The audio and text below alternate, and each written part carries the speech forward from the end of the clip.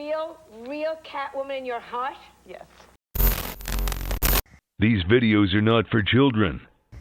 If you're a children, then piss off.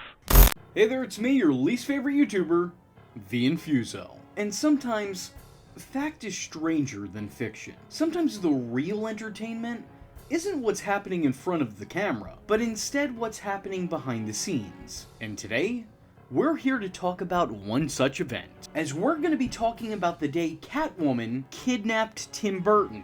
Now, I understand how that might sound fictitious or, well, quite frankly, just like clickbait, but it's actually a fairly accurate depiction of what's happening here. Let me explain. Our story starts with Joan Young, an extremely talented actress who's been in movies like Blade Runner, Wall Street, No Way Out, Dune, and even later Ace Ventura. She would eventually go on to get cast in the role of Vicky Vale in the first ever Tim Burton Batman movie. But unfortunately, during rehearsals for a horseback riding scene, Young would fall off the horse and break her arm, thus ending her time in the Batman movie, but not ending her time with Batman. She would of course ultimately be replaced by Kim Basinger, who would take over the role for the first movie. But when the Vicky Vale character wasn't scheduled to make her return in the sequel, Batman Returns, Mary Sean Young began campaigning for the role of Bruce's new love interest, Catwoman. She figured if she was cheated out of playing Vicky Vale, the least the studio could do was bring her back as Catwoman. But sadly, the studio felt differently. Sean Young would go on to campaign for the character in, well, let's say some pretty unconventional ways. Sean Young concocted a plan to convince the world that she was the right woman for the part, creating her own homemade custom catsuit, complete with a cape, which confuses me because Catwoman has never worn a cape before, and cats can't fly, but you know, I'll give you a B for effort. Sean Young refused to give up, even though everyone around her was sort of asking her to. She continued to hound the studio, calling Tim Burton and Michael Keaton non-stop, essentially demanding a part she had no right even asking for.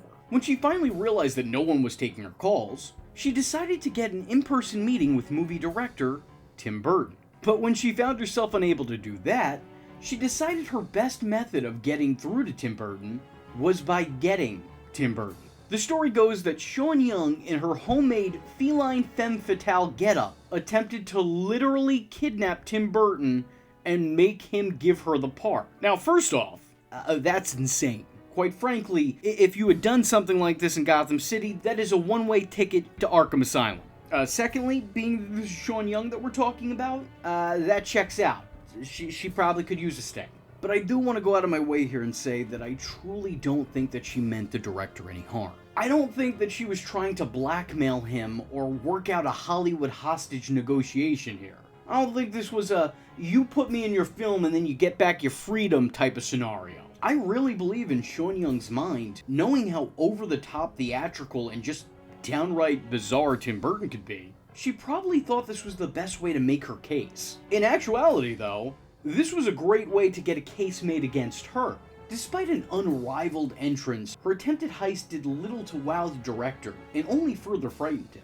Stories allege that Sean Young tried to abduct Burton, showing up to his whereabouts with a whip and a walkie-talkie. But Tim Burton was so afraid of her sudden appearance, believing that she had a gun, that he hid under his desk in fear. Now look, I'm not gonna hold a man who thought his life was in danger when we're clearly talking about someone who could very well put his life in danger. But this story just has me feeling like David after the dentist.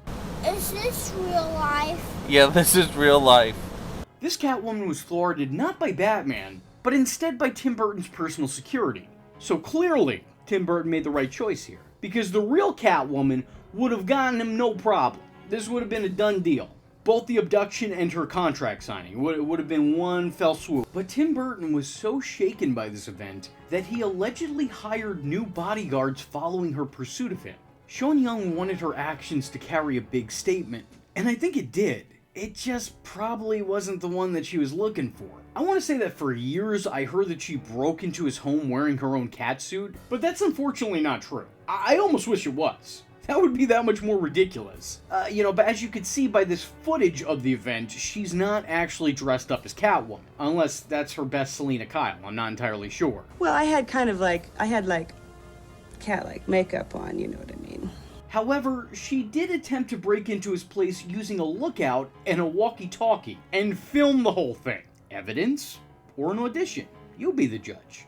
She did allegedly have her Catwoman gear on hand with her, however, so, who knows where the story would have went. Luckily for us, though, the story doesn't end there. As a matter of fact, even after the part was cast and it was made public that Michelle Pfeiffer would be playing Catwoman, Sean Young, in no uncertain way, told everyone who had listened that they got it wrong. Sean Young even took it a step further by going on the Joan Rivers show, once again dressed as the character, and gave us a little taste of what we could have expected from her performance, should anyone have ever decided to cast her. Her portrayal of Catwoman doesn't exactly feel like it'd be welcome in the gothic superhero sequel, but it does feel like it'd be right at home in the 60s show. I think that probably comes from the fact that this in a lot of ways was the only real reference a lot of people had for the character. She's definitely taking cues from Julie Newmar and Lee Merriweather. Maybe not so much Eartha Kitt, but definitely the first two. I can absolutely see what she was going for, but she's decades removed from the character in terms of an era-appropriate performance. This obviously wasn't the vision for the character moving forward. I can understand why she thought it would be, because it previously had been, but it's safe to say that Catwoman was taken in a very different route and kinda stayed the course over the last couple, decades. Regardless, Sean Young emulated her predecessors fairly well. But the problem was the torch was being passed to a whole new generation of on-screen adaptations. Time moves forward, not back. Sean Young's Catwoman was a tribute, when Tim Burton was trying to create an evolution. I will say, I think the suit itself is where she made updates. I could totally see how someone who had seen the first Tim Burton Batman movie and had watched the old series could be inclined to think that this is what Tim Burton would do when updating the character. It definitely looks like a gothic update to the previously established look. It almost feels like a modern skin for the original Catwoman costume.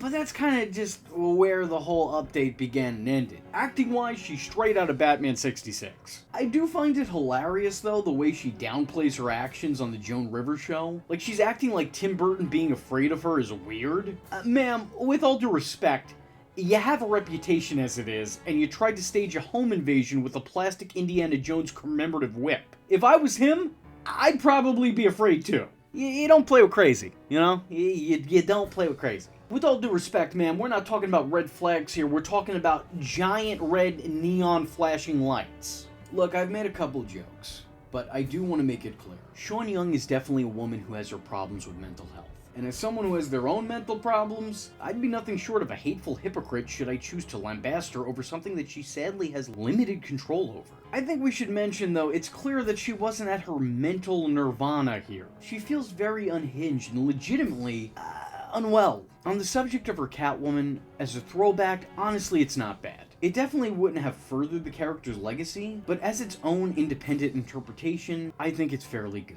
It's almost sort of sad that she never got to play the part, even in some minimal cameo-esque form. We live in a time where Billy D. Williams finally got to play Two-Face in the Lego Batman movie, and Nicolas Cage finally got to play Superman in both the Teen Titans Go to the Movies movie and the Flash film. But to date, Sean Young has never played Catwoman or Vicky Vale. So, that's a little sad. I do feel bad for her. Because while her actions after her initial casting might have been, let's say, out there, a part that would have been incredibly beneficial to her then growing career was taken from her through means outside of her control. She essentially lost a part for doing her job. She did what she was asked. She showed up for work and she rehearsed. And for her work, she was rewarded with a hospital visit and the absence of a job. That's kinda shitty. One of the many tragedies in the movie-making game. Regardless, I think Sean Young provided a very entertaining period of time for Batman fans, even if it's not entertaining for the exact reasons she'd probably like. Sean, thanks for the memories, and sleep well tonight. The silver lining here is that she seems to have a good sense of humor about the whole situation, as years later in 2011, she'd re-emerge on the David Letterman show in a skit that would see her once again don the cowl, but this time without the cape. On one hand, it's a little unfortunate that we didn't get the performance, but on the other hand, this punchline has become legend. Oh, and by the way, if there are any wrestling fans watching, someone send this to Matthew on my behalf. Just let him know it's from me. See, you talk too much. Yeah, I know. You've got to learn not to be so damn honest. With all that being said, if you like this video and want to see more behind the scenes Bat content, Let me know in the comment section below by leaving a comment saying, Cat got your tongue? I was your least favorite YouTuber, Infuso, and I thank you for watching. Hope to see you in the next one. I am vengeance. I am the night, and that was Infuso. Just remember, if you're not tuning in, then you're missing out. So, if you like the words that came out of his mouth hole, and you too would like to become a V-generate, don't forget to like and subscribe. Thanks for watching, nerds! And if you're not joining the fun, you're in for one bad day. And you know what they say about having one bad day?